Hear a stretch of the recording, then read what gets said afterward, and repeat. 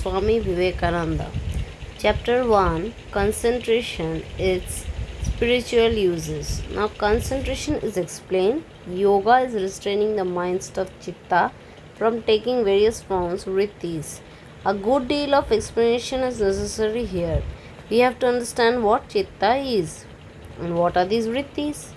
I have this eye, eyes do not see. Take away the brain center which is in the head, the eyes will still be there. The retina complete and also the picture, and yet the eyes will not see. So the eyes are only a secondary instrument or the organ of vision. The organ of vision is in the nerve center of the brain. The two eyes will not be sufficient alone. Sometimes a man is asleep with his eyes open, the light is there and the picture is there, but a third thing is necessary. Mind must be joined to the organ. The eye is the external instrument. We need also the brain center and the agency of the mind. Carriages roll down a street and you do not hear them. Why? Because your mind has not attached itself to the organ of hearing. First, there is instrument, then there is the organ, and third, the mind attachment to these two. The mind takes the impression farther in and suppresses it to the determinative faculty buddhi, which reacts. Along with this reaction flashes the idea of egoism. When the mixture of action and reaction is presented to the Purusha, the real soul, who perceives an object in this mixture.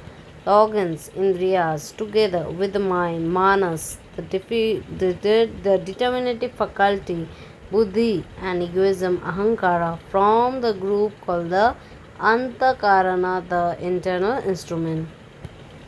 So, 5 things: the organs, indriyas, together with the mind, manas, the determinative faculty, buddhi, and egoism, ahankara, form the group called the antakarana, the internal instrument.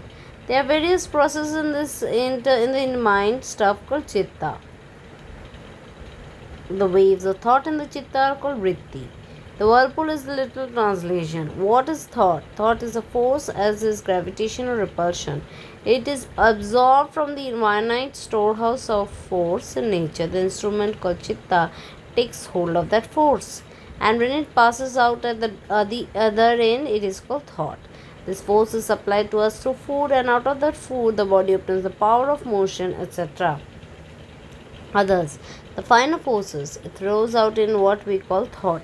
Naturally, we see that the mind is not intelligent, yet it appears to be intelligent. Why? Because the intelligent soul is behind it. You are the only sentient being. Mind is only the instrument as a book. It does not exist outside. What exists outside is unknown and unknowable. It is a suggestion that gives a blow to the mind, and the mind gives out the reaction. If a stone is thrown into the water is thrown against it in the form of waves.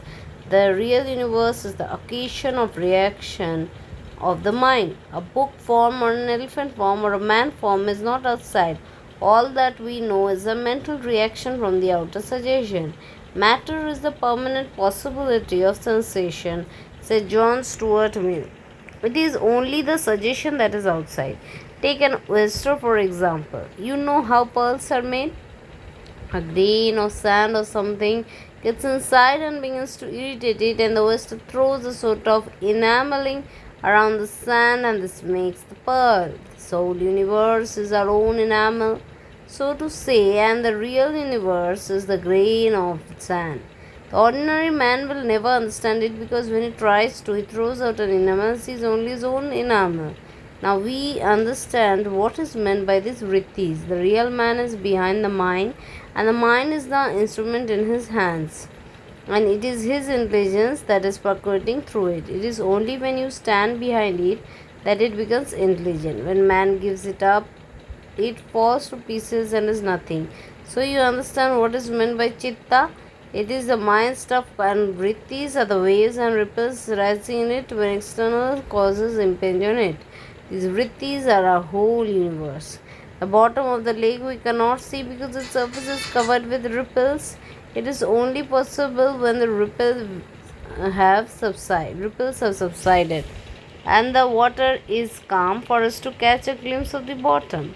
If the water is muddy, the bottom will not be seen. If the water is agitated all the time, the bottom will not be seen. If the water is clear and there are no waves, we shall see the bottom.